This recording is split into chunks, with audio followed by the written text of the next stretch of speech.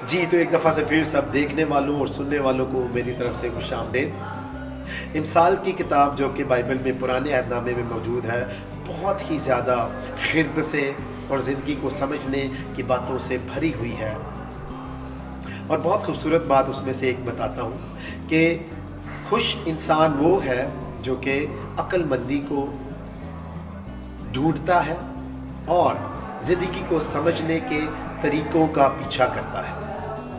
हम सब खुश रहना चाहते हैं और बहुत सारे लोग खुश भी होते हैं, लेकिन कुछ अरसा के लिए वो कुछ ऐसा काम करते हैं जिसकी वजह से कुछ अरसा के लिए खुशी तो उनके साथ रहती है, लेकिन बाद में उनसे रूठ जाती है। लेकिन याद रखें कि अगर हम हमेशा की खुशी चाहते हैं तो फिर हमें अक्लमंदी को ढूंढना है। हमें ज़िंदगी के मामलात को समझने के लिए अपने आप को तैयार करना है। जब हम अक्लमंदी की बातें सीख लेंगे या सीखना शुरू कर देंगे और हम ज़िंदगी के मामलात को समझना शुरू कर देंगे तो फिर खुशी हमारे करीब आना शुरू हो जाएगी। हम समझ जाएंगे कि हकीकी खुशी जो कि हमेशा हमारे साथ रहती है, जो कि ना किसी चीज़ में है, ना पैसे में है, ना किसी भी इंसान के साथ जुड़े रहने से है, वो हमें हासिल होना शुरू हो जाएगी। तो इसके लिए आप याद रखें कि इमसाल की किताब में लिखा है कि खुश इंसान वो है जो कि अक्लमंदी को तलाश करता है और जो ज़िंदगी के मामलात को समझने की कोशिश करता है।